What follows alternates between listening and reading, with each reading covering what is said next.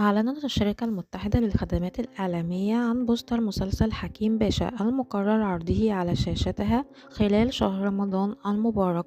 مسلسل حكيم باشا من بطولة مصطفى شعبان ورياض الخولي وسلوى خطاب وسهر الصايغ ودينا فؤاد وأحمد فؤاد سليم ومنذر ريحانة وأحمد فهيم ومحمد نجاتي وكذلك هاجر الشرنوبي وميدو عادل ويارا قاسم وفتوح أحمد وأحمد صيام وسلوى عثمان.